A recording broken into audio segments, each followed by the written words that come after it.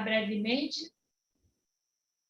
O nosso objetivo hoje aqui é fazer uma apresentação muito breve sobre o que a gente está vivendo, sobre como está a estrutura da comissão agora, porque a gente quer ouvir vocês, a gente quer ouvir os 734 pessoas que estão no nosso cadastro. Vamos tentar fazer um esforço de recadastramento para ver quem ainda está atuando em relato integrado e atualizando os dados dessas pessoas e trazendo os novos para dentro. E vamos escutar também o que vocês propõem como abordagem para a gente continuar o nosso trabalho aqui de difundir relato integrado no mercado brasileiro, principalmente nas nossas universidades, né, professor Kassai? Porque a gente tem que formar as futuras gerações para pensar de forma integrada. Ok? Então, vice-presidente Wellington vai ficar um pouquinho entediado, porque eu vou começar minha apresentação exatamente como a que nós fizemos juntos há 2 semanas atrás, no circuito técnico do CFC. Vamos lá. Você vai passar para mim? Sim. Ok. Eu sou contadora e sempre entendi que os relatórios contábeis eram uma ponte entre a empresa e o mercado. O mercado que precisava receber informação da empresa para poder tomar decisões que fossem minimamente racionais. E, para isso, não podia cada um fazer relatórios do jeito que queria. Era necessário que houvesse uma certa padronização. Por quê? Porque, senão, os relatórios nunca seriam comparativos. Um analista, um usuário externo, nunca teria condição de comparar a empresa com outra empresa para justificar a sua decisão. E um dia, no mundo, se percebeu que o modelo que se praticava, onde cada país tinha sua norma contábil, não era o mais eficiente. Porque no mundo globalizado, eu precisava passar a comparar minha empresa com outras empresas do mesmo setor, do mesmo porte, e dentro de uma mesma economia. Então, se começou um movimento para se padronizar normas contábeis. E se podia ter escolhido vários standard setters no mundo. Podia ter escolhido o americano, que é o FASB, podia ter escolhido o japonês, podia ter escolhido a nossa Lei 6.404, mas se escolheu uma norma proposta por um organismo independente chamada IASC, que depois foi rebatizado para IFRS Foundation. Por que se escolheu? Pode passar. Por que se escolheu a IFRS Foundation e não a norma americana, e não a norma japonesa, não a norma brasileira? Pode passar. Porque a norma americana tem o que a gente chama de devido processo. Por que esse devido processo é importante? Porque em qualquer país do mundo se sabe qual foi o processo desenvolvido para chegar naquela norma. Ou seja, não é só ler a norma que nem um advogado interpreta um artigo de uma lei. É saber como é que foram as discussões, como é que foi a audiência pública, como é que foi o endosso, o que foi levado em consideração, quais foram as bases para a conclusão e por que, então, se chegou à posição da norma que estabelece que um determinado ativo vai ser acompanhado dessa forma, com essa métrica, sendo reconhecido em tal momento, sendo monitorado da seguinte forma e baixado de acordo com o seguinte critério. Então, esse devido processo da IFRS Foundation é muito transparente. Ele começa com uma fase de pesquisa, onde aquilo que for votado para estar na agenda de trabalho dele é pesquisado pelos seus especialistas ouvindo o mundo inteiro. Eles colocam essa pesquisa em audiência pública, elaboram, então, um discussion paper, que vai para a internet para qualquer indivíduo no mundo opinar, eu concordo, eu não concordo. Quando eles recebem esse retorno, eles escrevem, então, uma minuta de norma, que volta para a consulta pública na internet para que indivíduos possam opinar sobre ela.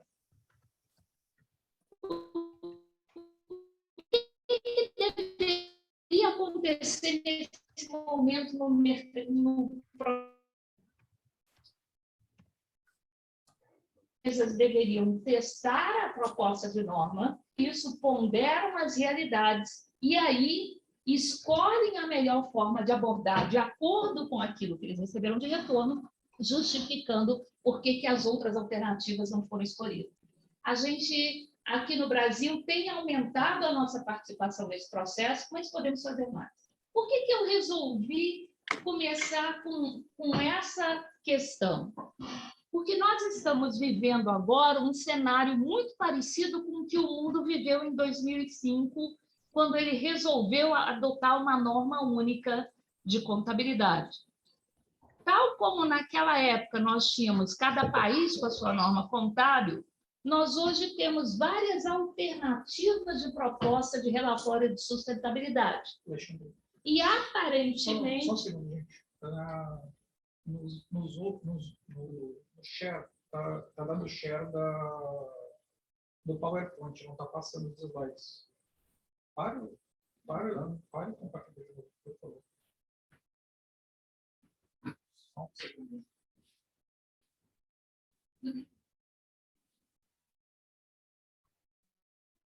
Oi, professora Solange. Oi, Kassai, tudo bem? Professor Valério. Estão vendo agora? Agora sim. Então, nós estávamos vivendo até esse ano uma situação muito semelhante. Nós tínhamos várias propostas de relatório de sustentabilidade. E muitas vezes se pensava que uma estava concorrendo com a outra, é a chamada sopa de letrinha. Uns usavam GRI, outros usavam SASB, outros usavam CDP, outros CDSB, outra coisa qualquer, para mostrar a mesma realidade, que são as questões de sustentabilidade.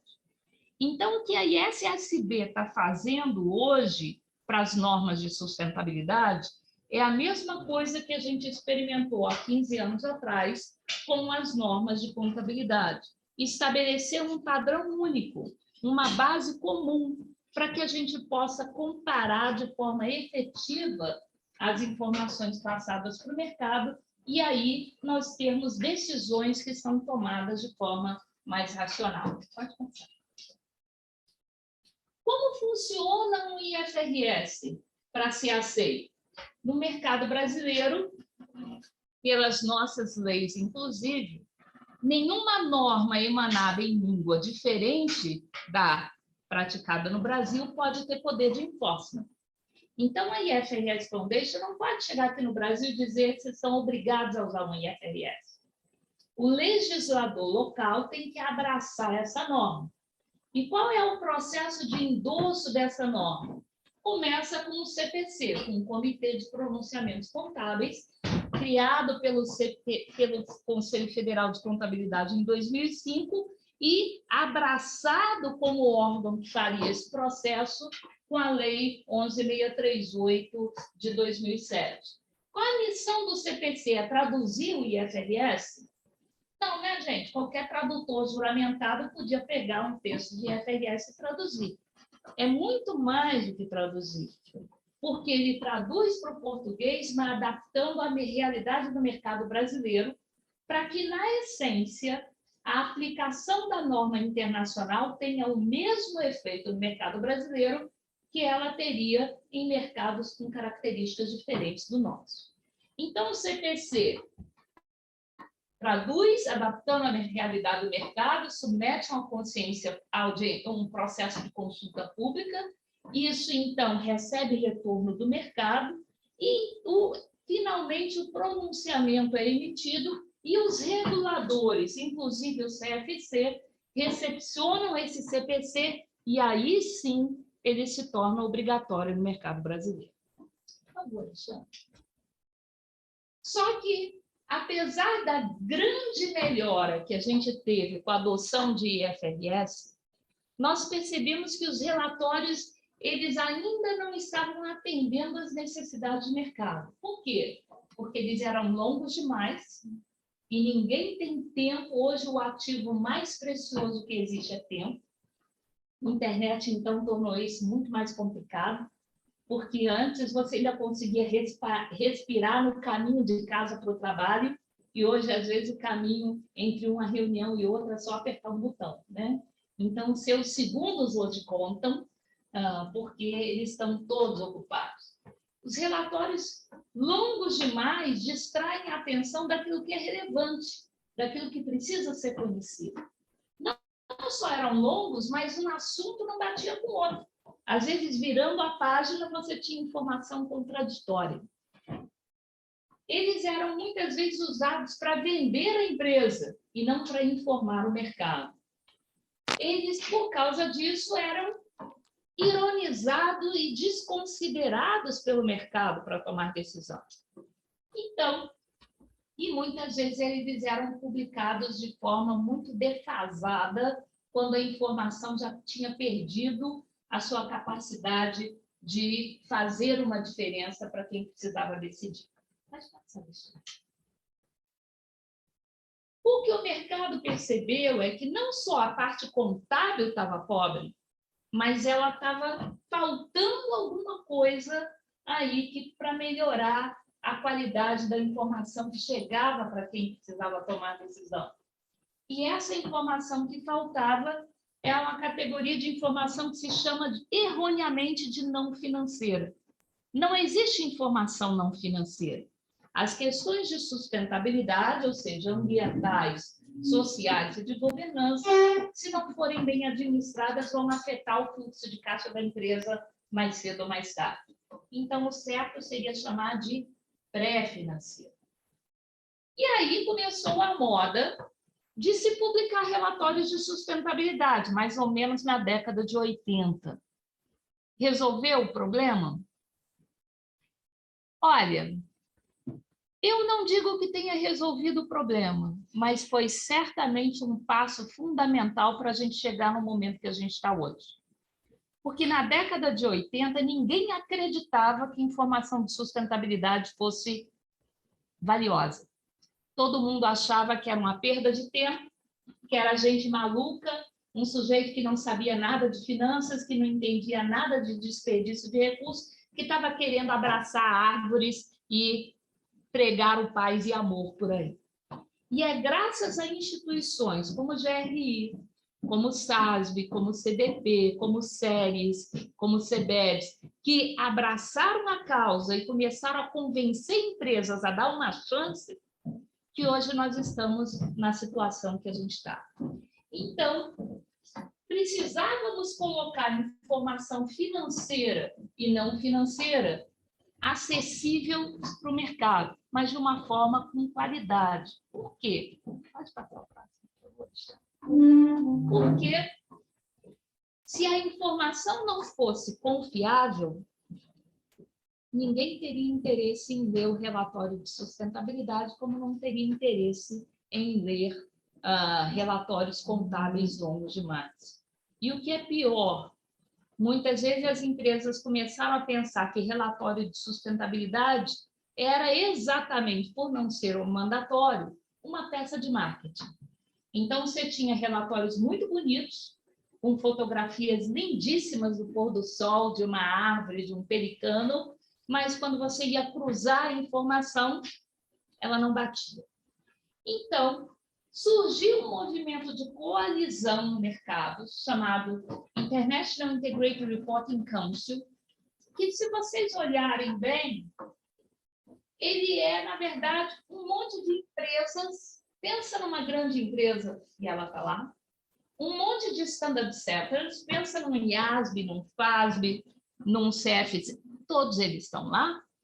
Pensa num grande investidor, estão todos lá. Numa grande empresa de auditoria, estão todas lá. Numa grande universidade, estão todas lá. Então, é um movimento de coalizão. Ninguém ali está querendo distribuir cartão de visita para puxar negócio. Eles se conscientizaram que os relatórios precisavam ser melhorados. E para não correr o risco de haver inconsistência na informação de sustentabilidade, era necessário que ela fosse evidenciável, que ela fosse integrada com a informação financeira. Porque se eu cruzo as duas informações, eu posso chegar num nível em que essa informação pode, inclusive, ser auditada com o mesmo grau de rigor que hoje a gente tem para relatórios contábeis. Então, essa ideia surgiu do príncipe Charles da Inglaterra.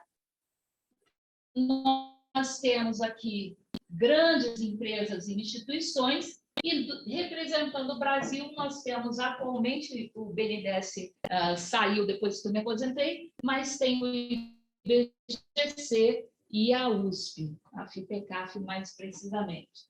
Mas não se esqueçam que grandes reguladores mundiais fazem parte dessa ideia, inclusive a IOSCO, que é a Associação Mundial de CBNs. Essa slide torna um pouquinho mais claro, né?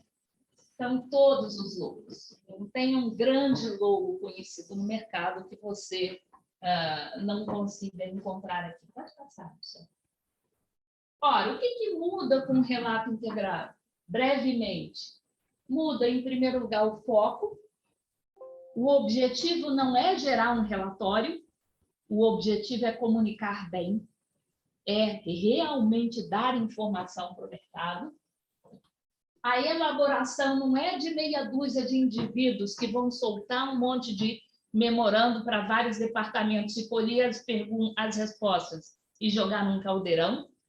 A informação é construída envolvendo todas as representações da entidade, inclusive a alta administração.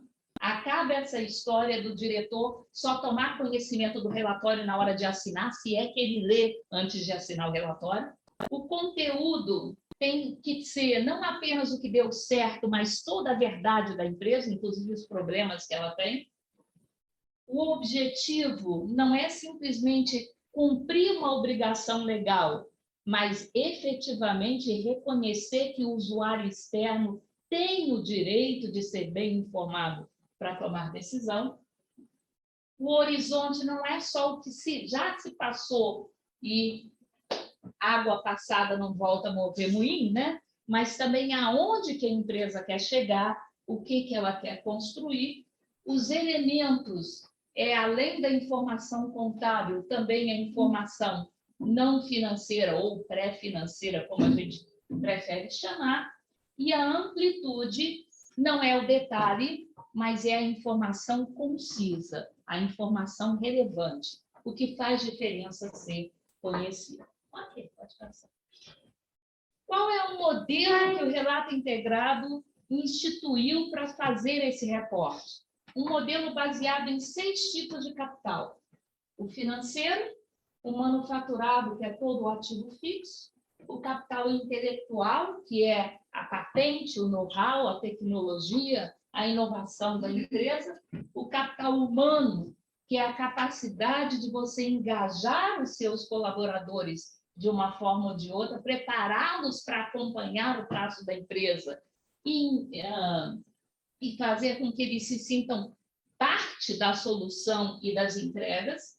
O capital social e de relacionamento é como a empresa se relaciona com seus fornecedores, com seus clientes, com seus reguladores, com seus pares, seus concorrentes e com o mercado em si. Eu acho que a academia aqui ela tem um papel extremamente relevante, porque a gente pode aqui colocar soluções para os problemas que já estão no mercado, que ainda não tem solução. Então, quando chega na economia, na academia, exatamente por relacionamento àquilo que é um problema da empresa, de repente o meio acadêmico pode fazer pesquisas que nos ajudem a acelerar o processo para se encontrar respostas. Pelo menos lá fora é assim, não é, professor Alexandre? E, finalmente, o capital natural. Temos que aprender a fazer tudo isso sem destruir o planeta que a gente vive, porque o preço é caro demais. Tudo isso entra no modelo de negócio da empresa, respeitando a estrutura da empresa, a estratégia da empresa, os riscos, as oportunidades que ela está sujeita, e são administrados, então, gerando produtos ou serviços que vão ser devolvidos para a sociedade na forma dos mesmos 6 capitais. só que teoricamente multiplicados. Então, o que eu captei de recurso financeiro, eu devolvo com juros, com dividendo, com salários melhores, com bem-estar social, com crescimento da economia. O capital manufaturado, eu expando as minhas operações, gero mais produtos, gero mais empregos, gero mais estrutura.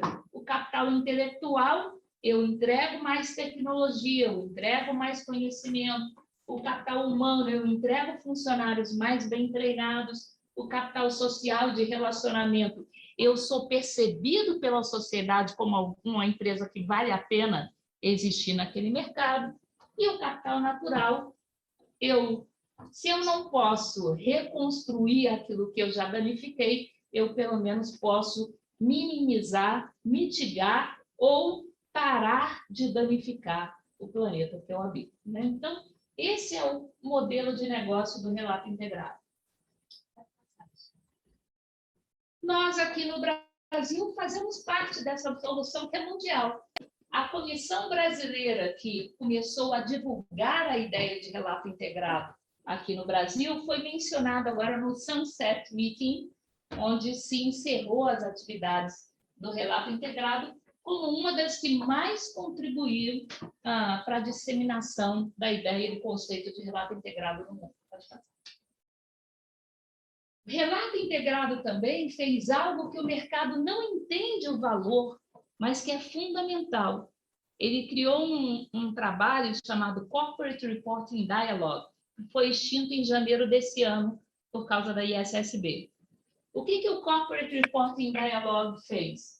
Ele reuniu todos os standard setters mundiais, porque ele disse, não pode uma coisa, por exemplo, chamada geração de valor, ser diferente no US GAAP do que é no IFRS, do que é no GRI, do que é no CDP, do que é no SASB.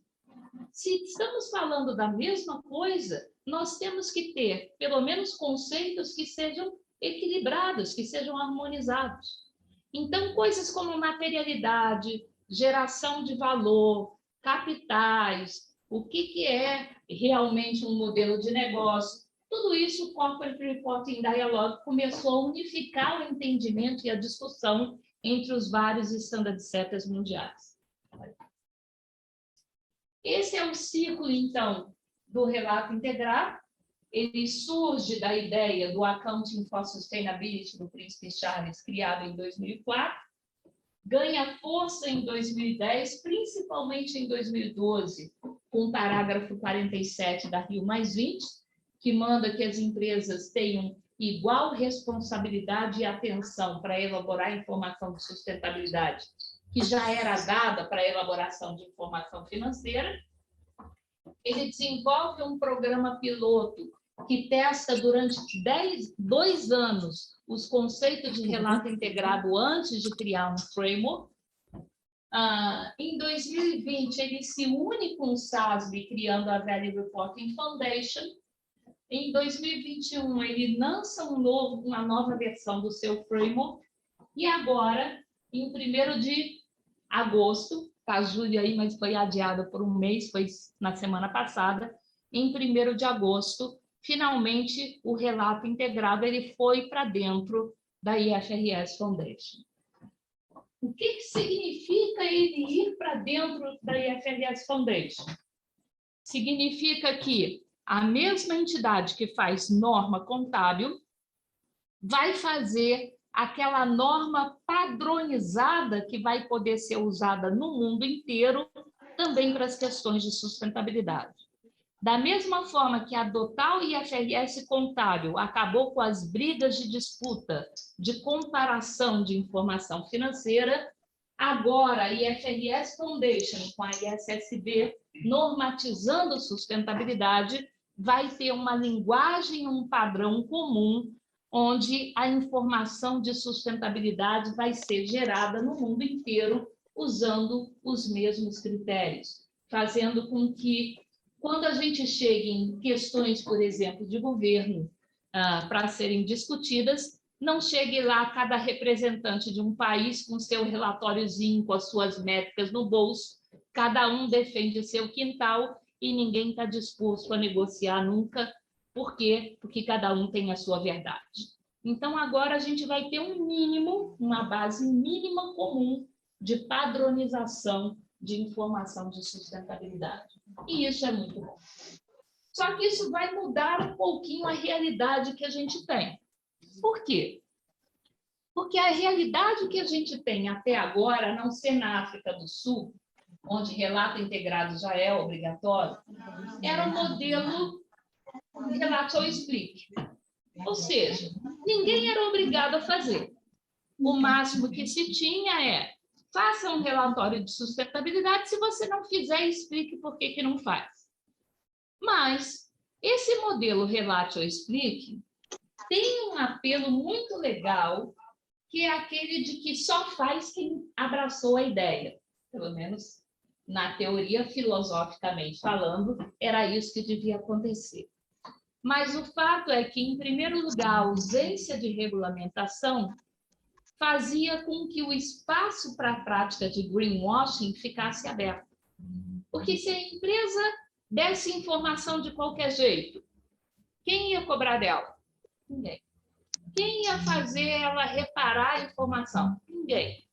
Quem iria comparar a informação? Nem ela mesma, porque o relatório de um ano não era comparável com o do ano seguinte, porque se ela quisesse mudar as métricas, ela mudava, se ela quisesse mudar o modelo de negócio, ela mudava, porque não existia uma regra. Então, o que a gente mais ganha com essa padronização é estabelecer princípios comuns, uma base comum para que todo mundo possa falar a mesma língua nesse sentido. Os reguladores é que vão fazer isso. Tal como o IFRS Foundation não podia impor a norma contábil, ele também não pode impor uma norma de sustentabilidade. Então, os reguladores aqui no Brasil vão precisar endossar as normas de sustentabilidade oriundas da IFRS Foundation. Deixa eu passar isso. O que a gente vai estar mudando, então, é de uma estrutura de framework para uma estrutura de standard. Quem é contador entende isso muito bem. O que é um framework? Um framework, em inglês, a palavra framework é moldura. Então, ele te dá a moldura na qual você vai ter o seu retrato, ou o seu quadro, ou a sua pintura, ou a sua imagem. Como moldura, então ele te dá um piso, ele te dá um teto, ele te dá amplitude, mas não te dá o conteúdo. Olha, é a mesma coisa na contabilidade. O framework do IFRS, ele te dá a definição do que é um ativo, o que é uma demonstração do resultado, o que é um valor justo, o que é, por exemplo, uma receita. Mas se você compra um prédio, você não vai contabilizar de acordo com o framework. Você vai lá na norma específica para ativo imobilizado para verificar como achar o valor de contabilização, como depreciar, como agregar valor se ele estivesse valorizando, como reconhecer o uso daquele item. Então, o framework ele te dá o que reportar, mas ele não te dá modelo, ele não te dá parâmetros, ele não te dá o conteúdo, você precisa do standard. Então, nós não queremos só o conceito de reportar que o relato integrado já queria trazer. Nós precisamos agora discutir como é que eu vou registrar isso. Como é que eu vou reconhecer isso? Como é que eu vou quantificar? Quando que vai ser reconhecido? Quando que isso gera valor? Como é que eu vou reportar isso? Então, nós precisávamos dos estándares que estamos nesse momento, então, em que, com a IFRS Foundation, nós teremos a elaboração de estándares e não apenas de um frame. É uma grande vitória do relato integrado.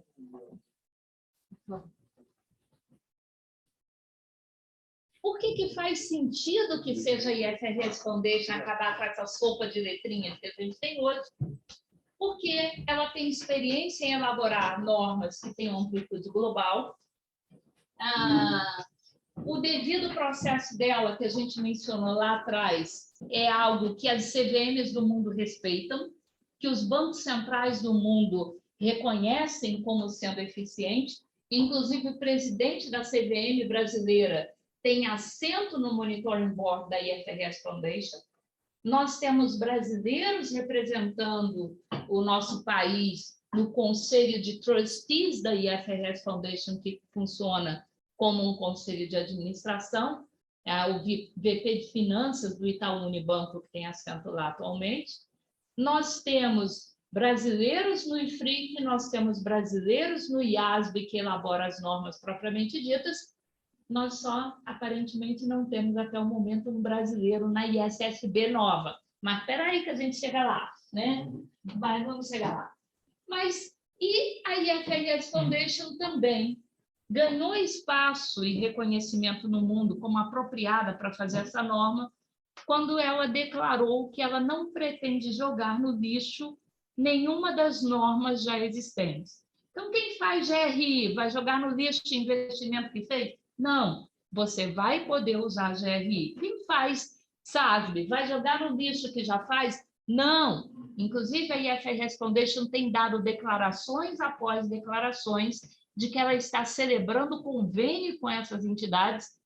Com algumas, ela está trazendo para dentro da própria IFRS Foundation, como foi o caso do relato integrado, do SASB, do CDSB, com outros que têm vida própria e não têm interesse de deixar de existir como instituição, como o GRI, como o TCFD, que é ligado ao Financial Stability Board, ela está celebrando convênios. Então, ela vai trazer essas normas que já funcionam no mercado, só que dando a elas a conotação que as torne preparadas para serem normas globais, e não a norma favorita da empresa tal ou do país tal, mas uma norma que tem amplitude global. Isso vai nos dar comparabilidade, vai nos dar algo mais precioso ainda, gente. Nos vai dar aprimoramento do mercado. O que é isso? Algumas décadas atrás, quando eu era criança, então são muitas décadas atrás, a gente tinha a esperança de ter uma linguagem única falada no mundo chamada Esperanto, né? Por quê? Porque o Esperanto tinha-se esperança que se tornasse um idioma global, para que todo mundo aprendesse um idioma único, porque é muito mais fácil você ter uma língua única para que qualquer pessoa possa se comunicar, independente de que país esteja, do que você ensinar para uma mesma pessoa o alemão, se ela for para a Alemanha, o francês, se ela for para a França, e por aí vai. Então, não deu muito certo esperando. Mas, com relatório corporativo, isso é bastante possível, porque são coisas técnicas. Então, se eu tenho uma norma que é global, é muito mais fácil para uma academia ensinar aquela norma que é global. E na outra academia, num outro país, os futuros profissionais vão estar aprendendo a mesma norma. Com isso, os relatórios vão estar seguindo os mesmos critérios. Quem lê aquele relatório começa a fazer ligações, porque o relatório de um ano é comparável com o do ano anterior. Com isso, o mercado se torna mais sofisticado, se torna mais capaz de analisar e criticar relatórios. E, com isso, ele passa a demandar mais qualidade desses relatórios. E como o que o relatório mostra é o que a empresa fez, isso faz com que o próprio comportamento da empresa seja influenciado pelos relatórios que ela precisa preparar. Faz sentido essa cadeia de valor? Então, todos nós ganhamos e o mercado ganha como um todo. Isso é gestão de risco, não é luxo. Como que a IFRS Foundation fez isso? Ela não muda nada do contábil, então os contadores têm um certo rumor aí de que o ISSB vai mudar a contabilidade ou vai passar a contabilizar elementos de sustentabilidade. Nesse momento não se está pensando nisso. Se está pensando uma forma de demonstrar, de apresentar a informação de sustentabilidade ligada à informação contábil.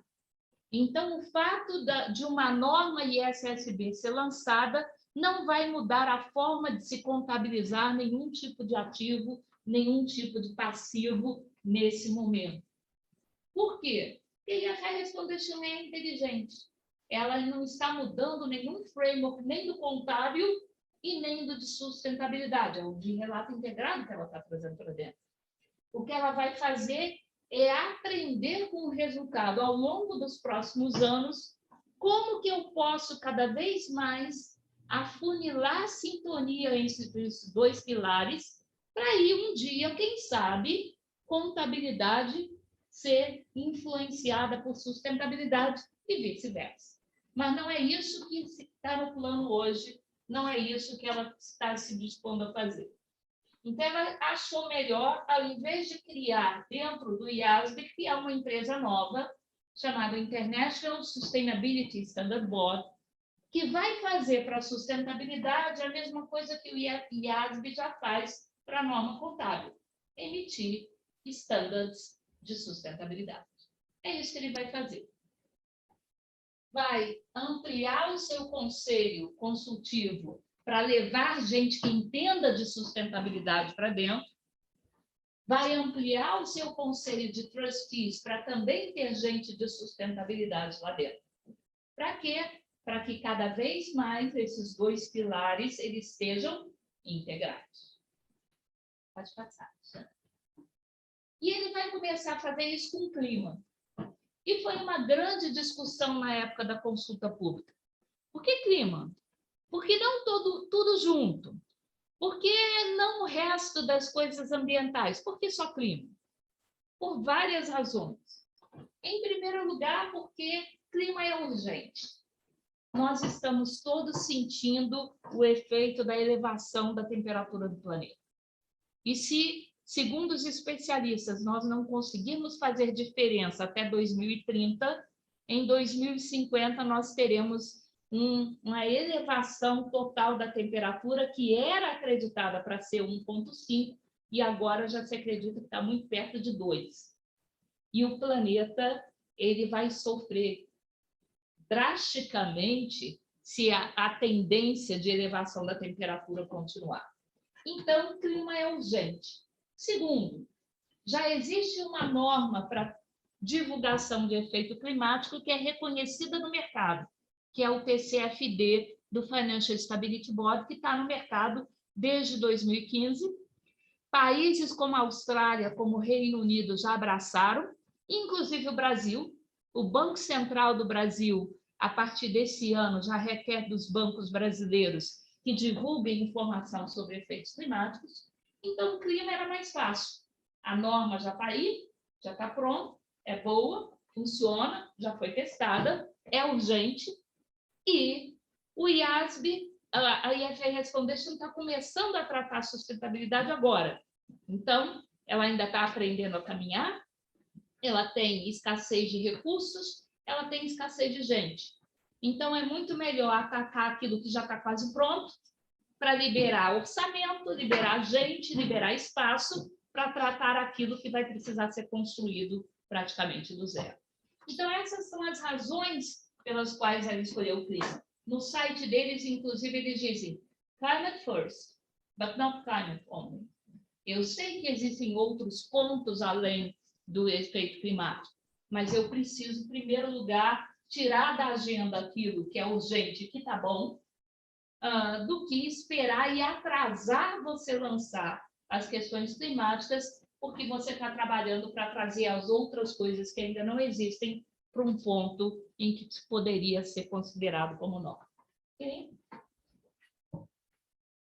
A ideia, então, é que você use os mesmos pilares do TCFD para reportar, que é a governança da empresa, a estratégia, a gestão de risco e as métricas e objetivos. Você vai ter conceitos gerais que são aplicados, e aí você vai ter padrões que são temáticos por setor. Por isso, a incorporação do relato integrado e do SASB, que formam a Value Reporting Foundation, é tão importante. Por quê? Porque nesses temáticos por indústria, os indicadores que uma empresa de óleo e gás precisam apresentar não são as mesmas que uma empresa de instituição financeira precisa apresentar, que não são as mesmas que uma indústria têxtil, que não são as mesmas que uma empresa do setor elétrico. Então, o SASB já tem padrões, modelos de reporte com propostas de métricas para vários setores da economia, 77 setores da economia. Então, faz muito mais sentido você já pegar essas tabelas, esses modelos, essas métricas que já estão testadas e consolidadas e usar ela para as questões que sejam de natureza temática ou política. Então, esse é o propósito da IFRS Foundation nesse instante. Pode passar. E nós sabemos que, além dessa proposta, que tem plena respaldo, não apenas, gente, presta atenção, não é apenas a Associação Mundial de CVMs, que é a IOSCO, que está endossando a ISSB. É o Banco Mundial, o G20, o World Economic Forum, o IFAC, todas o Financial Stability Board, todas as instituições de regulação no mercado. Isso é algo muito bom. Por quê? Porque para eles estarem endossando esse processo, é porque eles perceberam que informação de sustentabilidade agrega valor para o mercado. Então, é muito bom. Mas a gente sabe que existem também em audiência pública, uma terminou agora em agosto, acho que as duas já fecharam, tanto o Parlamento Europeu quanto a SEC, e aí a gente diz, mas o que o SEC está pedindo é diferente daquilo que a ISSB está propondo. O que o Parlamento Europeu está pedindo é diferente. Não, na verdade, não é diferente. Você pode passar, por favor? Eles estão usando o conceito proposto pela IFAC em março de 2001, chamado Building Blocks. O que é isso? O relatório corporativo ele será como um Lego de 3 partes. A primeira parte é a contábil. E aí não importa muito qual padrão contábil que você está usando. Se no teu país, se a tua empresa usa US GAAP, é US GAAP que você tem que usar. Ou seja, ninguém vai precisar mudar para a IFRS para poder fazer esse novo relatório. Ele se diz agnóstico. Da mesma forma que ele não quer te impor nenhum padrão de sustentabilidade, ele também não quer te impor nenhum padrão contábil. Ele quer ser uma plataforma que permita a transparência, independente de qual é a base legal que a tua jurisdição impõe para o seu reporte corporativo. Então, a primeira base é a contábil. Por quê? Porque é na contábil que você constrói controles internos, que você constrói monitoramento, que você filtra o efeito de tudo para poder reportar para o mercado. E é aqui, então, que você vai fazer os cruzamentos com a informação de sustentabilidade para garantir a confiabilidade dessa informação. O segundo bloco do Lego é a informação de sustentabilidade em parâmetro global emanado do ISSB. E está vendo o relato integrado aqui? Ele foi absorvido pela ISSB para fazer exatamente essa ponte entre o contábil e a sustentabilidade. Então, aqui nós teremos, nesse primeiro momento, a norma do TCFD para efeitos climáticos, que a consulta pública se encerrou no dia 29 de julho. E esse aqui é um bloco global com parâmetros iguais que em qualquer empresa no mundo inteiro vai estar reportando sustentabilidade com esses critérios, com esses princípios, com essas sugestões. O terceiro bloco do Lego é o bloco local.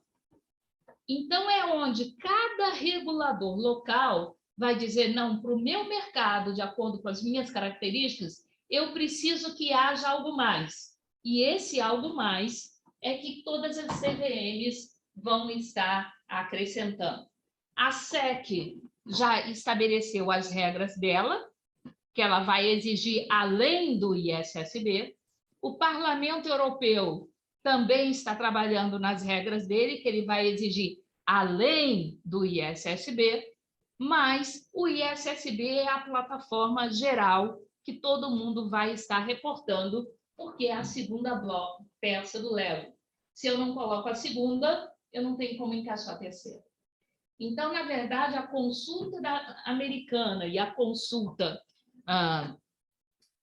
do Parlamento Europeu, por mais disse-me-disse que exista por aí, na verdade, elas são complementares. Por exemplo, o ISSB ele pede um critério de materialidade simples, ou seja, você vai julgar se um item é material o suficiente para ser reportado de acordo com os seus critérios contábeis, endossáveis na contabilidade, e olhando aquilo que o entorno provoca no seu negócio. Por quê? Porque isso já é o requerido hoje para um padrão contábil. Uma empresa ela precisa reportar, por exemplo, quanto que a pandemia afetou o seu negócio, quanto que a subida do preço da commodity afetou o seu negócio, quanto que a cotação do barril do petróleo afetou o seu desempenho. Ela tem que olhar para fora e ver o que está acontecendo lá fora está afetando o meu desempenho. Ela já é obrigada a fazer isso. Agora, a dupla materialidade é quando a empresa olha para dentro e conta para fora o que ela está afetando o negócio. Isso a ISSB não vai pedir nesse instante. Por quê? Porque ele acha que existiria um risco nesse instante, onde muitos países sequer sabem reportar sustentabilidade ainda, que você comece a pedir esse tipo de parametrização, de verificação do impacto da empresa no mercado. Vai ficar um tal de eu poluo X, mas o meu concorrente é pior do que eu. Então, eu sou bonzinho, porque eu faço isso, mas eu faço aquilo. Você não quer um jogo de empurra e de autodefesa nos relatórios. Você quer, na verdade, posições conscientes. E, para isso, você precisa, em primeiro lugar, acordar conceitos, acordar métricas, acordar parâmetros. E a ISSB não quer atrasar a elaboração das primeiras normas até que essas discussões tenham sido feitas. Já o Parlamento Europeu, como as empresas europeias já estão acostumadas a reportar na dupla materialidade, porque o GRI é muito forte na Europa e a maior parte das empresas já faz isso, ele já disse que vai querer dupla materialidade. E o que é ótimo. Por quê? Porque quando as discussões chegarem para estender esse conceito de dupla materialidade no ISSB, a gente já vai ter o aprendizado de observar as empresas europeias reportando isso para a gente poder queimar etapas na discussão desse processo e desses conceitos. Então, o que nós temos em resumo? A IFRS Foundation, com duas instituições, o IASB vai continuar o papel dele de fazer normas contábeis, com a finalidade de gerar demonstrações contábeis. O ISSB vai fazer normas de apresentação de ESG. Veja, gente, presta bem atenção nisso. Não é norma de gerenciamento de sustentabilidade, é de apresentação de sustentabilidade. Ninguém vai dizer lá na norma, você é proibido de derrubar uma árvore, você é proibido, porque isso não é, isso é questão de gestão e depende de muitos fatores, então não é isso que está primeiro tentando fazer um diagnóstico do que existe para depois a gente começar a discutir medidas em algum momento no futuro. Não é isso que a ISSB vai fazer agora. Ela quer, em primeiro lugar, dar visibilidade para aquilo que já está sendo feito, de mal ou de bom. Então, é a apresentação de questões ESG para divulgar isso de uma forma integrada, padronizada, de qualidade, auditável, evidenciável. A soma desses dois blocos vão formar o conjunto de informações que os investidores vão receber para a tomada de decisão. Qual a estrutura que ela vai usar? Aproveitando o framework do relato integrado, ela não vai usar o modelo de building block, vai, de repente, exigir essa informação em associação com o Management Commentary, que o relatório contábil já prevê, é o equivalente a um relatório de administração, só que ele não é obrigatório nesse instante no mundo. Aqui a gente, até pela Lei 6.404, já tem um pouco mais de regra nesse sentido. E o objetivo é, daqui a 2, 3 anos, você pegar o framework contábil, você pegar o framework do relato integrado e escrever um novo framework, juntos, que vai se chamar Corporate Reporting Framework. Aí sim, nós teremos contabilidade e sustentabilidade usando mesmas bases, mesmos critérios, um plano comum de gestão. Vai se jogar fora, então, o relato integrado? Não. Declaração da IFRS Foundation. Vou continuar, ela encoraja as empresas que já usam o relato integrado para que continuem a usar, porque ele aumenta a qualidade dos relatórios, ele dá conectividade entre informação financeira e de sustentabilidade, e ele aumenta a base que um usuário externo tem para poder tomar decisão sobre o negócio. O IRC, então, ele vai ser sucedido por um novo conselho, não está sendo extinto o IRC do relato integrado, ele vai, na verdade, ganhar mais poder, porque indo para dentro da IFRS Foundation, ele vai ser um órgão consultivo, não só para o ISSB de normas de sustentabilidade, mas é também o que o órgão de normas contábeis, o IASB, vai consultar, e até mesmo os trustees, o Conselho de Administração da IFRS Foundation. O devido processo é não jogar fora GRI, nem SASB, nem CDP, ele pega cada processo, usa o devido processo da ISSB para transformar em normas dentro da IFRS Foundation que sejam aplicadas para reporte de sustentabilidade. E aqui no Brasil? Como estamos em termos de relato integrado e o que vai mudar esse novo momento que a gente está vendo no mundo? Aqui no Brasil, o TCU foi um dos grandes pioneiros em recepcionar relato integrado. Tudo começou com a DN 170 de 2018, que tornou o relato integrado como base de reporte do relatório de gestão que as entidades federais devem ao TCU. Isso deu tão certo, mas tão certo, que o TCU deixou de exigir relato integrado em bases anuais através de DNs e transformou o relato integrado numa IN, que tem um caráter mais permanente, você não precisa renovar a cada ano, ou seja, de forma definitiva, o TCU hoje exige relato integrado das empresas federais sujeitas ao relato de gestão. Nós tivemos a oportunidade de ter o diretor do TCU conosco na reunião da CEBARE há alguns meses atrás, e ele apresentou uma pesquisa que o TCU fez, e mais de 85% das empresas estatais dizem que elaborar relato integrado não só melhorou a transparência da empresa, mas melhorou também a gestão.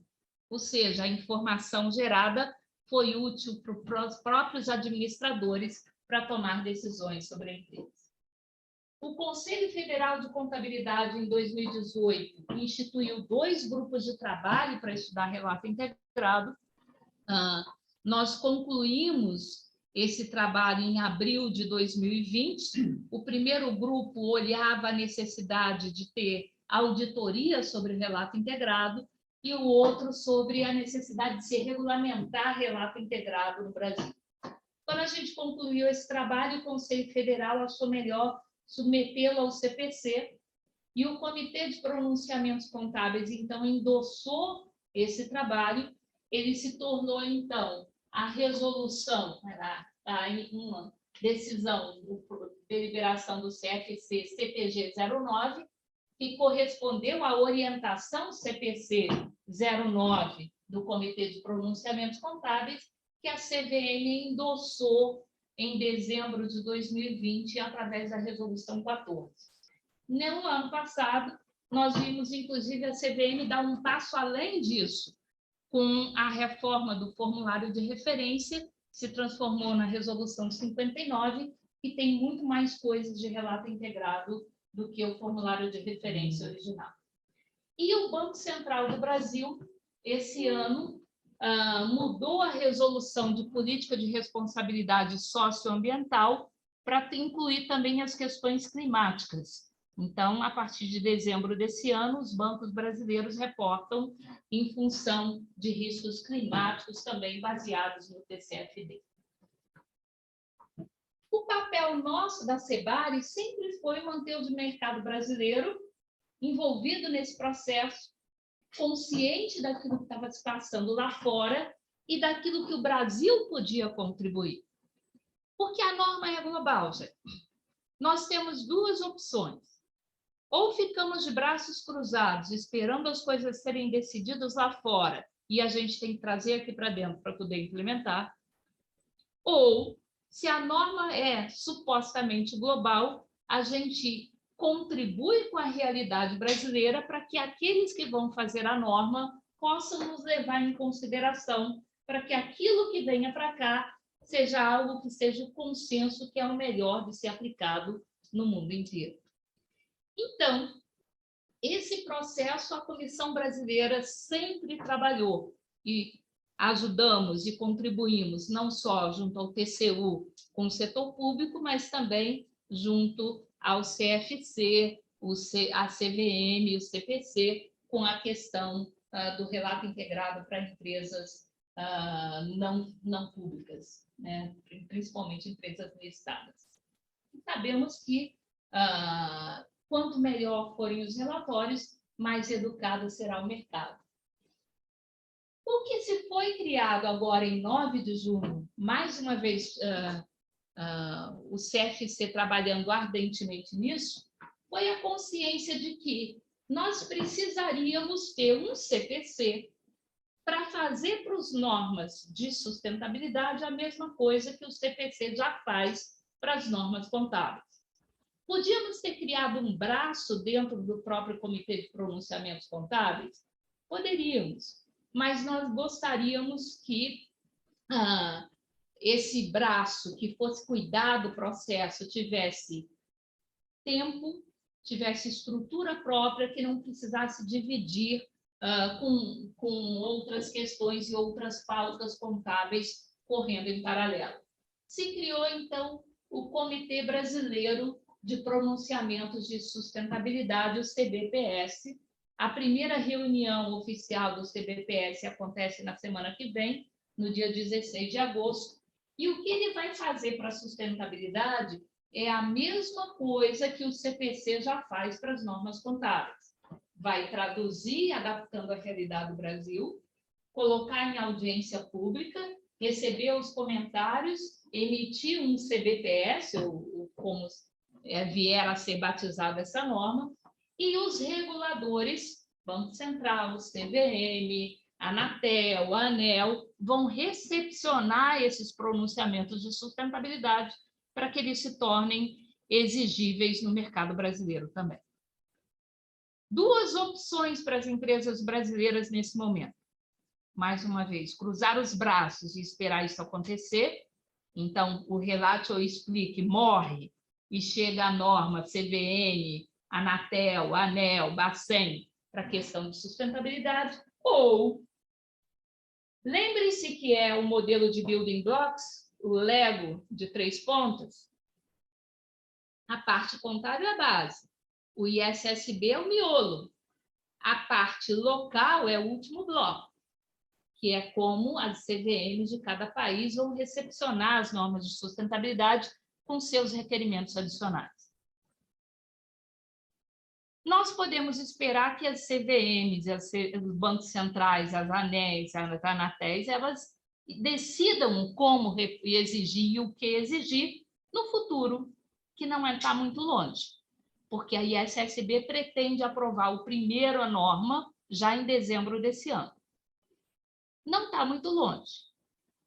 Ou nós podemos contribuir com esse processo, antecipando os nossos reportes, aumentando a qualidade, para que a CVM, o Banco Central, a ANEEL, a Anatel, eles possam olhar para aquilo que faz sentido usar como critério, aquilo que dá certo para o nosso setor, para o nosso segmento de negócio, e aquilo que não funciona, porque aí, quando eles colocarem o bloco local, eles já têm uma noção de como está o mercado brasileiro. Então, eu fortemente acredito que a grande missão da SEBARE, nesse instante de transição para essa realidade, onde relatórios de sustentabilidade deixam de ser voluntários e se tornam parte da regulamentação local, é a gente ajudar os reguladores com relatórios muito bem feitos, muito criteriosos, que possam evitar que as CVMs usem um modelo de tentativa e erro para esse bloco local, porque ela já sabe que dá certo e ela não precisa, então, ficar tentando e depois mudando o tempo inteiro, que é uma coisa que seria uma perda para todo mundo e não contribuiria para a qualidade. Pode passar, Alexandre. É um grande desafio? É, porque é mudança de cultura, é trazer informação narrativa para os relatórios corporativos. Nós ainda precisamos decidir e discutir muita coisa a respeito de métricas e de asseguração, e nós precisamos educar todo mundo na organização para pensar de forma mais sustentável. Não é só meia dúzia de pessoas.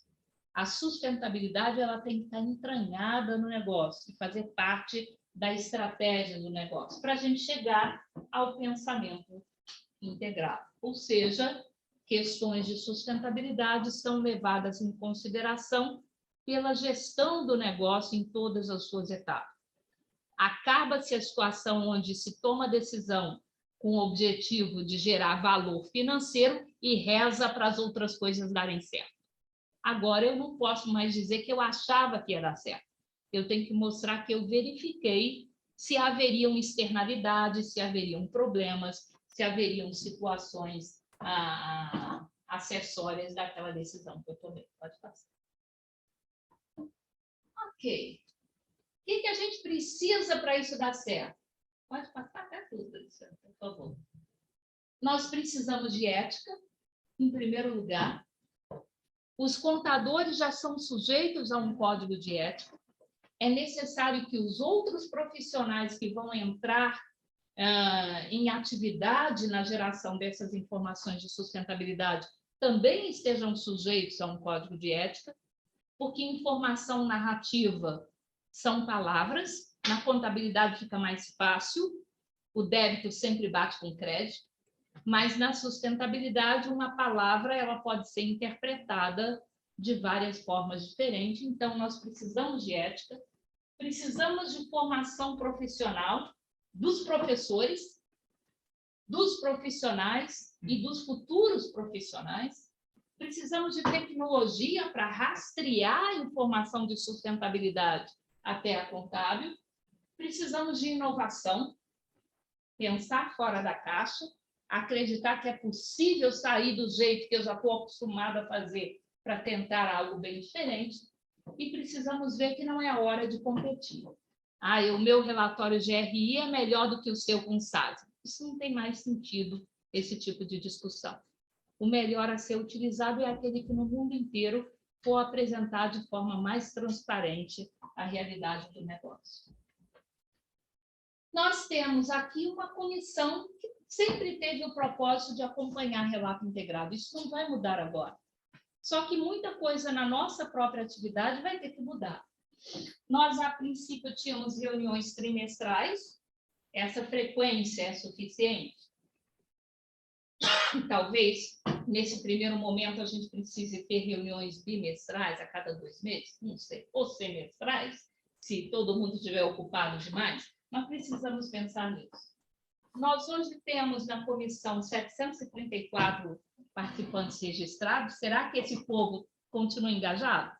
vamos precisar refazer os nossos cadastros, então tenha uma paciênciazinha se vocês receberem um e-mail pedindo para vocês confirmarem se vocês gostariam de continuar ligados à comissão ou não, para a gente poder limpar aqui. Muita gente já mudou de empresa, já mudou de lugar, já mudou até de associação, mas muita gente nova também chegou.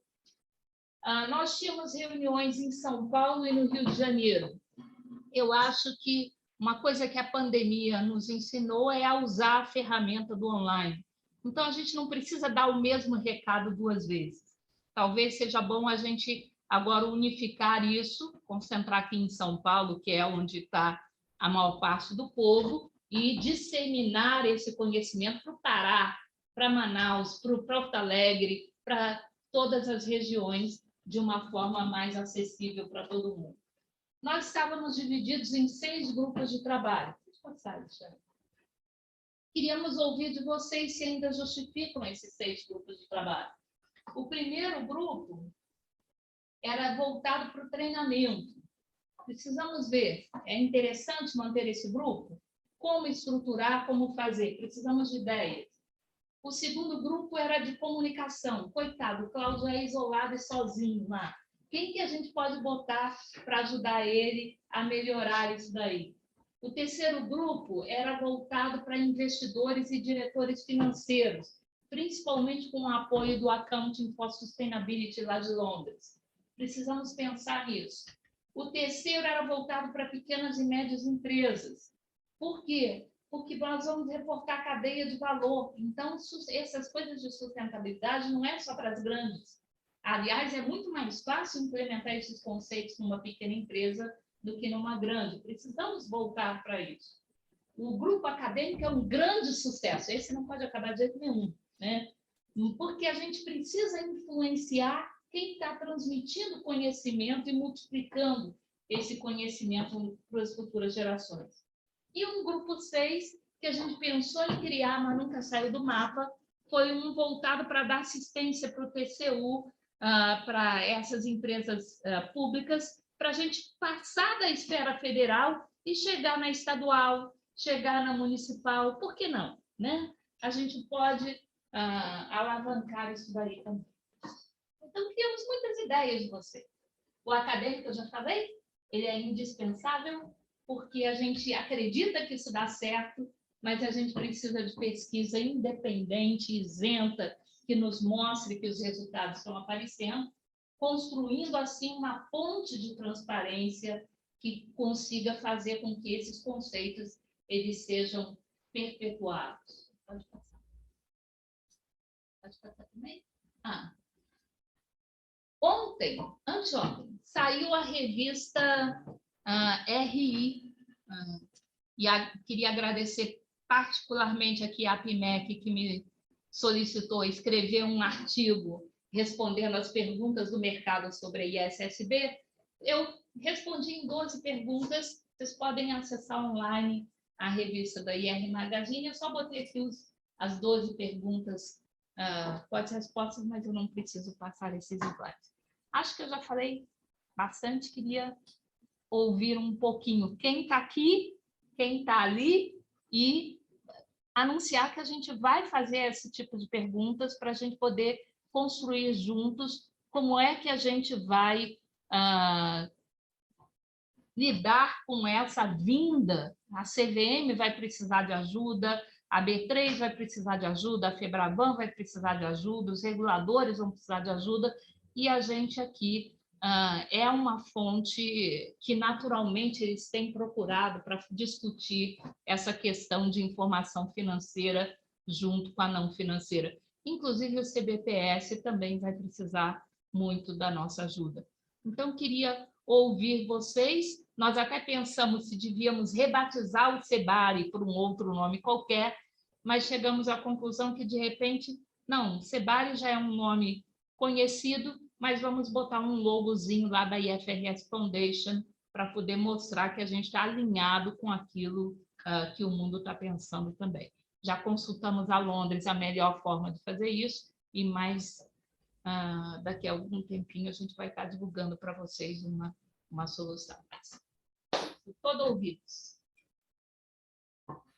Só dar um recado rápido, antes de o Haroldo, o primeiro que pediu a palavra, mas no site, enquanto a gente ainda está com a identidade não reformulada, a gente já também colocando tudo que é novidade aqui na área de notícias, inclusive na parte de treinamento. A gente teve recentemente duas empresas que dois centros de treinamento que se homologaram, fizeram todo o processo de homologação, então, na Value Reporting Foundation, e tem turmas abertas. A Bridge tem turma para setembro, a Report tem uma turma que começou ontem, a próxima turma lançada começa em setembro também. Uhum. Então, Só uma sugestão para o nosso site. Aqui, 3 de agosto, acho que esse 3 aqui é quando foi feito o upload da notícia, porque a nossa reunião é 10. a data da notícia. Pois é. Não dá para botar a data onde vai acontecer o evento, porque A gente tem que reformular o site. eu fiquei olhando 3, será que eu anotei errado no calendário? Depois eu falei, não deve ser a data de origem. Mas é só uma sugestão. A gente não tem qualquer tipo de interesse financeiro nesses cursos, gente, só deixar claro, né? A comissão não recebe nenhuma comissão por isso, por recomendar, mas a gente acredita piamente de que precisamos contribuir com toda oportunidade de difundir esse conhecimento. Então, esses cursos são homologados pela Value Reporting Foundation, ou seja, foram testados lá, então a gente apoia. Alunos ligados à comissão recebem um descontozinho, não é isso, Denis? Então, o nosso propósito é esse, a gente não ganha caixinha, não ganha participação, não é esse, não está lá o endosso da gente por nenhum outro tipo de interesse que não seja o de difundir o conhecimento sobre relato integrado, ok?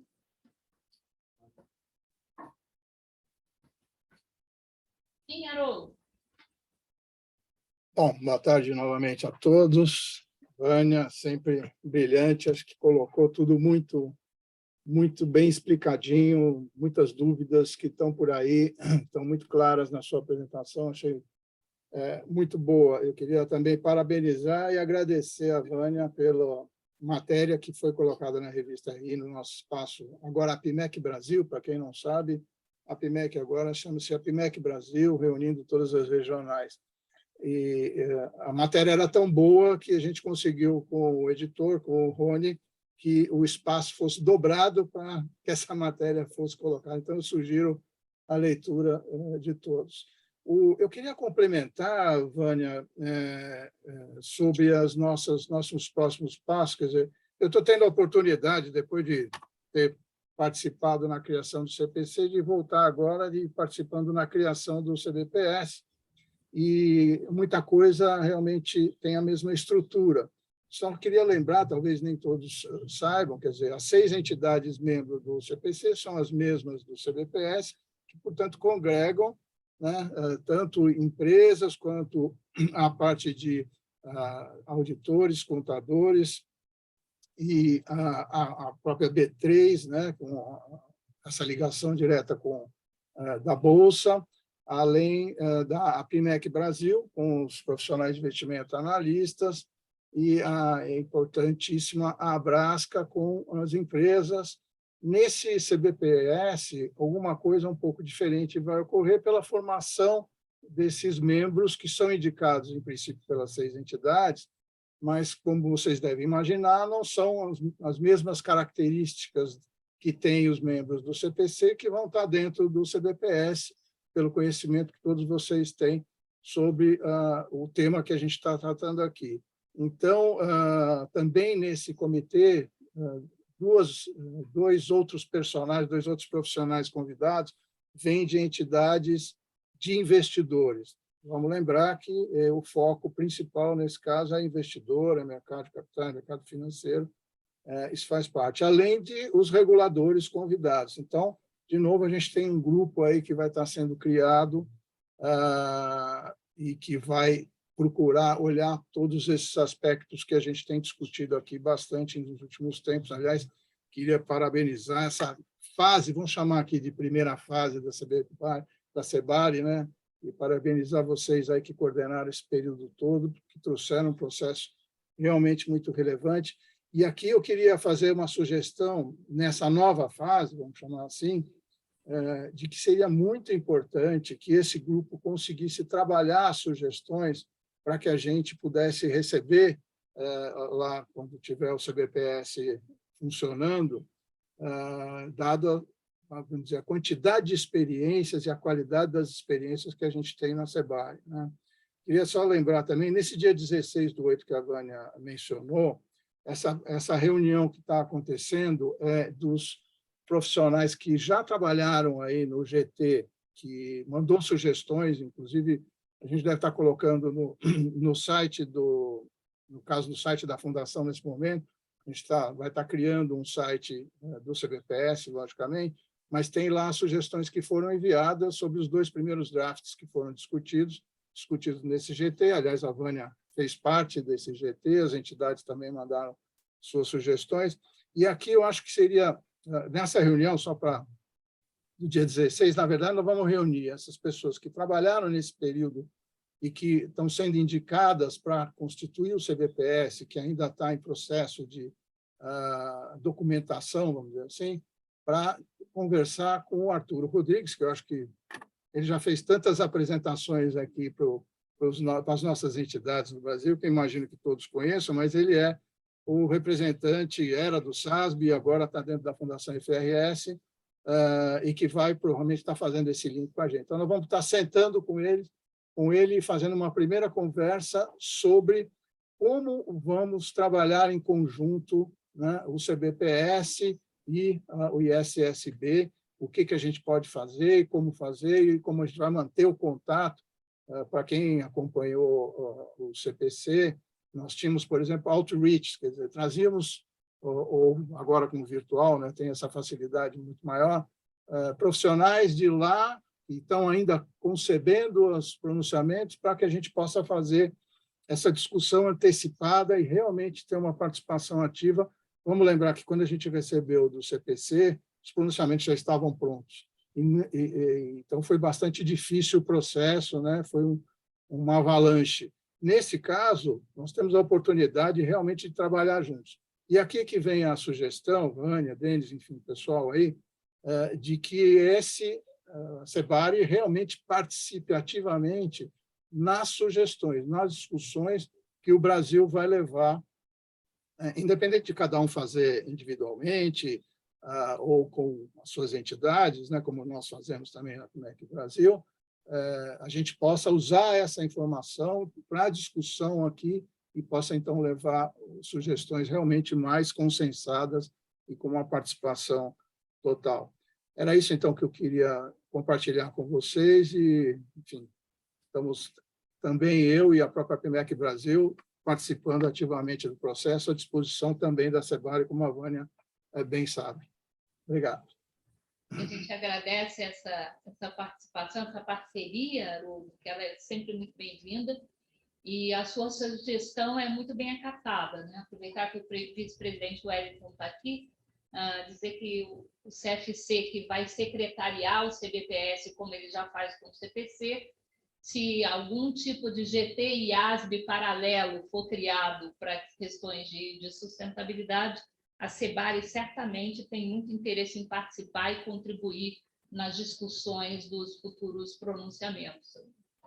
Imagina-se, né, Vânia? Imagina-se que a gente vai ter o CBPS, que é o que está sendo constituído, e, como nós temos o GT e o IASB, como você mencionou, provavelmente teremos, né, com certeza teremos o GT e ISSB com com esse trabalho na ponta da linha, né? Com certeza. Muito obrigada, Haroldo. Mais alguém do online quer fazer alguma sugestão, comentário, pergunta?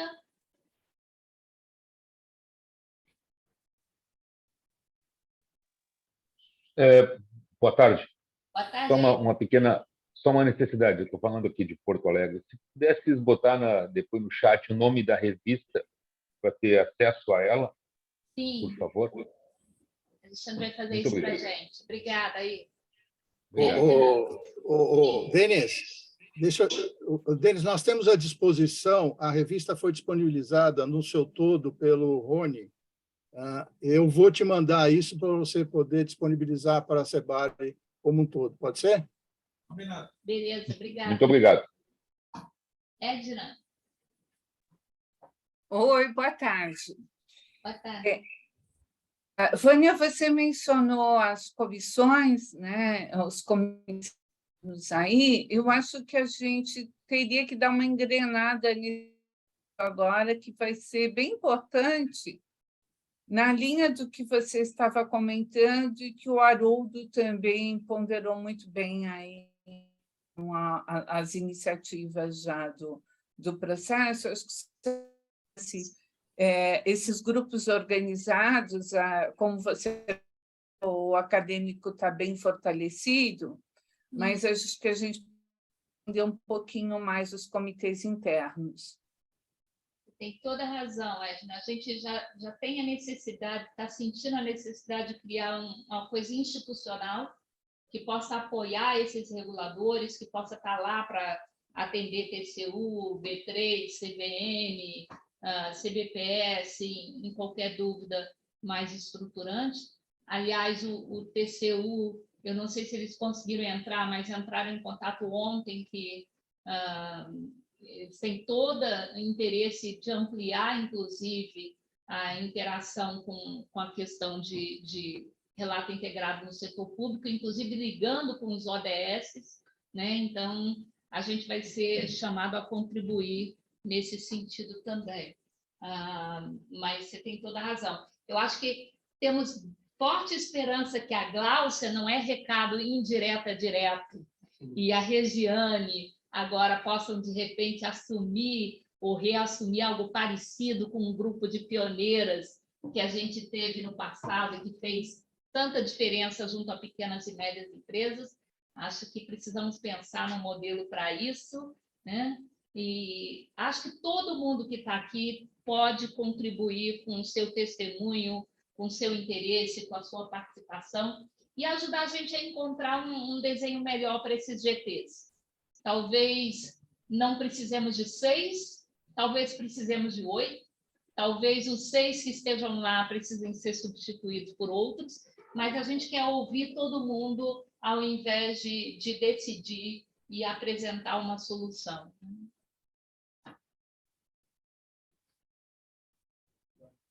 Sim? Deixa eu fazer um informe. Eu acabei de colocar a revista no nosso Face. Então, está à disposição já o link para a revista RI. Obrigada.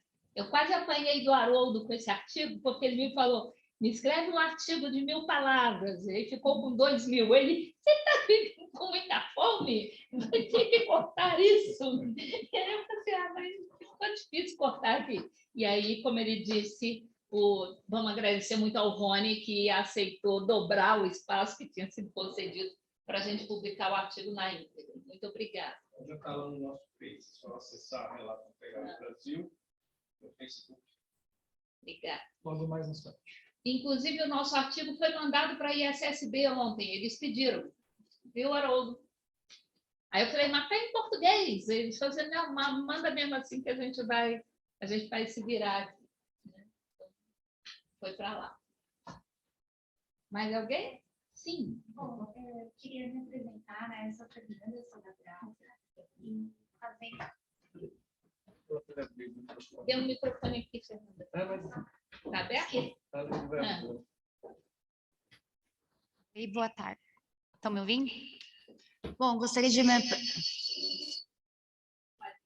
Bom, eu sou...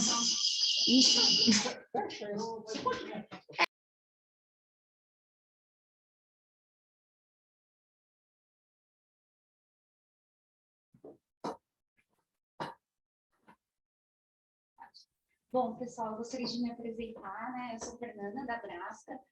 Estou muito feliz de estar aqui com vocês hoje. Parabenizar a Vânia, né, pela excelente exposição. A gente já faz algumas interações em conjunto.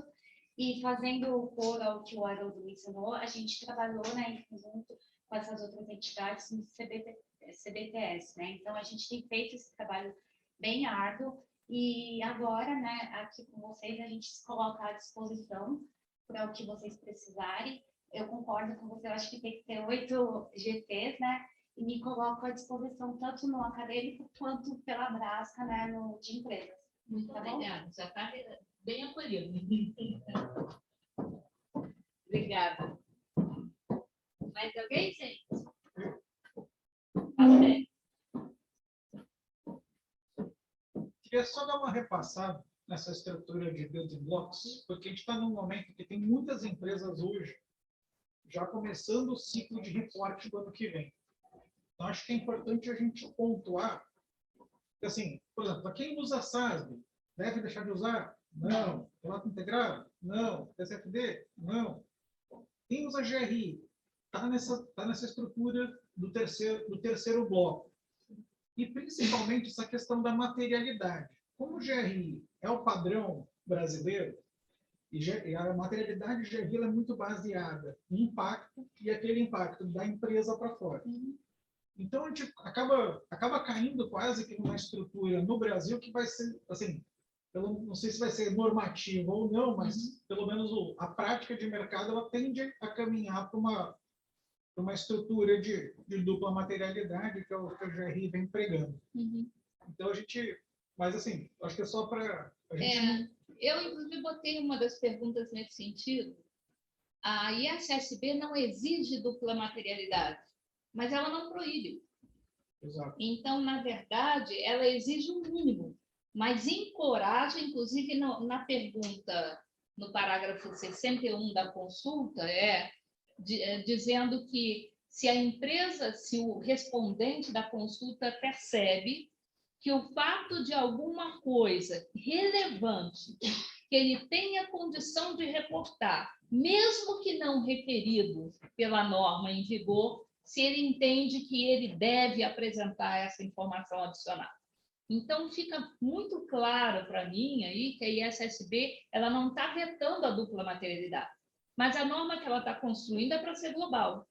Vai lá nos países africanos, pergunta se eles sabem reportar single materiality. Aí você vai pedir a dupla para eles? Como no IFRS, se você não cumpre plenamente a norma, você não pode dizer que está usando o IFRS. Então, a iniciativa da ISSB é muito nesse sentido. E para aquela empresa, para aquele país, não fique vetado de dizer que está usando o ISSB, porque não consegue atender todos os requerimentos. Então, é melhor botar o que é requerido como um mínimo básico, que todo mundo pode fazer e todo mundo vai ser cobrado para fazer, e quem tem condição de entregar mais, entrega mais. Então, as empresas que já fazem GRI com dupla materialidade, é o que eu falei, não, gente, vamos fazer mesmo, porque a gente ajuda a CVM, ajuda o Banco Central, ajuda os reguladores a perceber como é que pode ficar. Uma perguntinha, assim, mais objetivos. Tem interesse em fazer uma atividade para fins famílias já, né? Tem CFP, tem SASB, tem toda a sopa de letrinhas, como você falou, né? O que para essa empresa, o que muda para ela, de fato, toda essa nova, esse novo direcionamento? O que ela sente de mudança? Eu acho que vai melhorar para ela a visibilidade. Porque ela, como já é alguém que faz, ela provavelmente vai servir de modelo para aqueles que vão começar a se amparar em como pode ser feito, né? Então, eu acho que muda para isso, vai beneficiar essas empresas. E foi boa a tua pergunta, que me lembrou de algo que sempre surge na mesa quando se discute esse tipo de iniciativa. Mas vem aí o que era voluntário vai se tornar obrigatório, meu custo de observância vai crescer. Não, na verdade, o que o relato integrado apregoa é que você não gasta 1 centavo a mais para fazer um relatório de sustentabilidade integrado, porque a tua base é o financeiro. Se você já tem bons controles, esses bons controles são suficientes para ver o efeito financeiro e as externalidades. Se você não tem bons controles, você vai precisar instalar os bons controles. Não porque você precisa reportar, mas porque sem esses controles você está administrando o seu negócio como uma avestruz que está com a cabeça embaixo da terra porque não quer ver o que vai aparecer mais cedo ou mais tarde. Então, ninguém vai investir em controles para construir um relatório. Vai investir em controles para poder administrar melhor o negócio que é de sua responsabilidade gerir. Né? É algo bem, bem importante de ser lembrado também. Mais alguém, gente? Não? Alguém aí no online? Então, próximos passos. Vamos bolar aqui algumas perguntas que a gente gostaria que vocês respondessem para nos ajudarem a chegar nessa solução. Sugestão de grupos de trabalho, de estrutura, um calendário proposto de reunião para a gente já ter uma agenda firmada, sugestões de como melhor tratar o assunto junto a setor público, a pequenas empresas, como fazer para chegar a essas questões nos conselhos das empresas, como ajudar o mercado a entender mais, como estimular pesquisa no âmbito acadêmico, como ajudar essas instituições que certamente vão precisar do nosso apoio nesse momento. Então, a gente vai mandar uma consulta. Sintam-se livres aqui, não vai ser um questionário fechado. Por favor, incluam tudo aquilo que vocês acham relevante da gente discutir. Assim que a gente tiver autorização para a nova identidade, a gente vai divulgar qual vai ser o nosso ícone. Queremos também voluntários para contribuir lá com o setor de comunicação, para ajudar o Cláudio a manter as nossas informações sempre em dia, porque quando o ISSB começar a fazer pronunciamentos, o CBPS entrar em ação aqui no Brasil, eu acho que a gente vai ter necessidade de atualizações, de repente, semanais, se não até mais a miúde para isso. Então, estamos querendo retornar, gente, o nosso pique aqui, formando um time que mande esse trabalho para frente. Contamos com todos vocês para poder fazer isso. E toda sugestão será muito bem-vinda.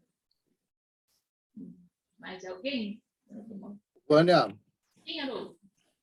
me lembrei de uma outra coisa que, enfim, a gente vai tentar incrementar muito a parte de comunicação super necessária, tanto da Fundação, o próprio CPC, que eu acho que também está devendo um pouco nisso, mas com o CBPS, com tudo isso que vem agora, para que a gente tenha uma comunicação mais ativa. Tanto é que, neste período, eu acabei criando lá um grupo de trabalho dos profissionais de comunicação das 6 entidades membros, que passaram a fazer as primeiras divulgações, todo esse processo que vocês viram aí do início do CBPS, e a gente pretende discutir isso para implementar definitivamente esse grupo para que a coisa funcione. Então, esse fluxo aí com a Sebari, vai e volta, acho que pode ser bastante incrementado para que a gente atualize esse enorme grupo aí que pode expandir essa informação mais ainda, nos ajudando nesse processo, tá?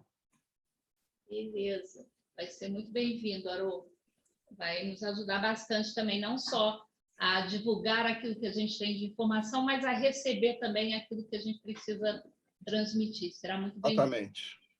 A gente quer também que o GT acadêmico ele tenha na comissão uma plataforma para divulgar boas pesquisas que possam ajudar e acelerar o processo de formação do mercado.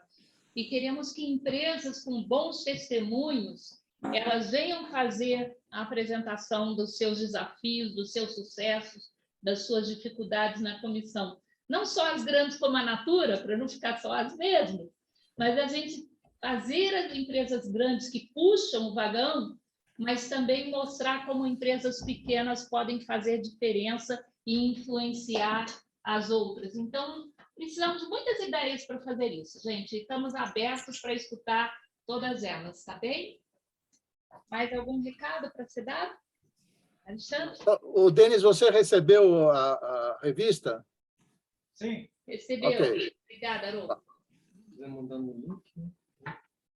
O Vânia, só dar um recadinho aqui GT Acadêmico, né? Vocês me conhecem, alguns, né? O Alexandre. Lembrando, né, o professor Kassai é o coordenador do GT Acadêmico, que tem integrado, né, o CEBARI com o Congresso USP, né, que foi realizado agora recentemente. O professor Kassai que foi o primeiro que integrou o relato integrado junto ao Congresso, que é realizado já há mais de 20 anos. E aí a gente quer aproveitar para fazer um convite, né? Essa semana, sexta-feira agora, às 18 horas, vou colocar o link no chat. A gente faz uma reunião semanal do GT Acadêmico, né, para poder passar as pesquisas, né, aqui para a CEBARI. É uma pesquisa que a gente realiza anualmente.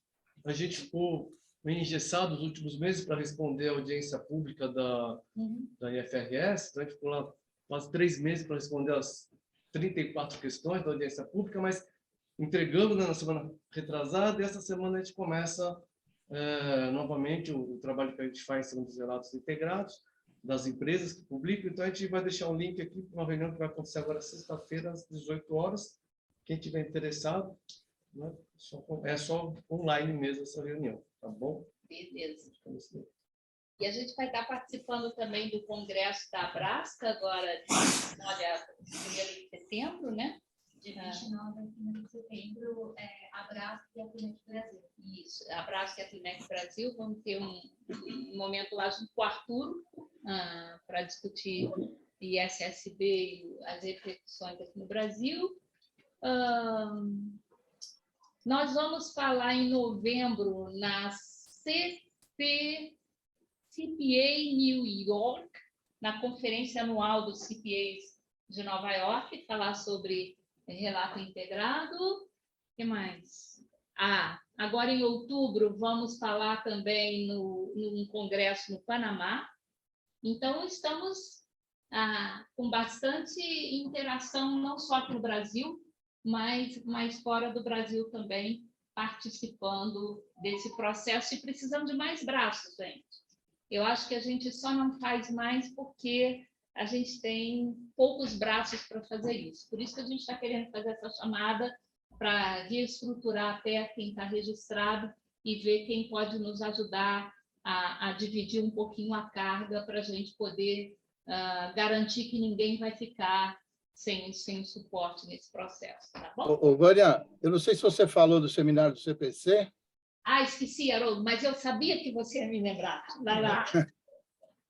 Então, é o 19º seminário internacional do CPC, e que vai acontecer nos dias 14 e 15 aí de setembro. E 2 dos temas que estão lá mais diretamente ligados ao assunto aqui, que é mercado de carbono, né, a parte de como se contabiliza, enfim, e também o Arturo, né, que, como eu disse, é o nosso arroz de festa nesse momento, também vai estar lá. Esperamos que, nesse momento, quem sabe, ele possa trazer um pouco mais dos feedbacks sobre os drafts que foram encerrados aí no fim do mês de julho, né? Mas eu convido todos vocês a entrarem no site da FACPC e olharem a programação. Com certeza, muito importante. Não estarei lá porque vai coincidir com a reunião do IESBA, que também está assessorando o ISSB lá fora, então eu vou estar no exterior nessa data, mas certamente a CEBARI vai estar lá participando do seminário do CPC como sempre, né? Muito bom.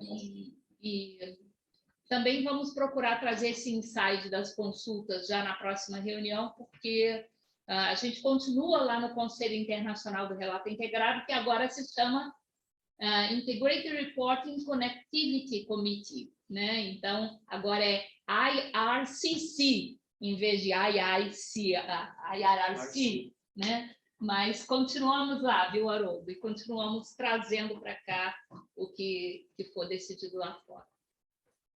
Presidente Wellington, muito obrigada, não só pelo apoio do CFC, mas pela sua presença aqui na nossa reunião, por todo o suporte que o Conselho tem dado a todo esse processo, como vocês fizeram com o IFRS, esses braços que vocês estão abrindo agora para a sustentabilidade.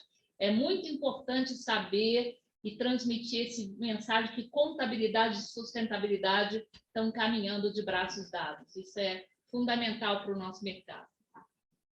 Obrigado, Vânia, e dizer a todos vocês que as portas do Conselho Federal estão abertas aí, e os vários grupos estão integrando. Hoje mesmo no grupo de contabilidade pública discutimos, né, que a gente também tem que falar um pouquinho lá sobre as normas de sustentabilidade, que eles também já estão sendo sinalizados pela IFAC nesse sentido, então vai ficar um ED. Acabamos de responder aí um outro ED também, né, as pós-drives também, e vamos juntos aí trilhar esse caminho. Precisamos e colocamos o presidente Aécio, o nosso presidente Zumi, que é o presidente do CBPS aí, está à disposição de todos vocês, com certeza. Muito obrigada. Obrigada a todos, gente.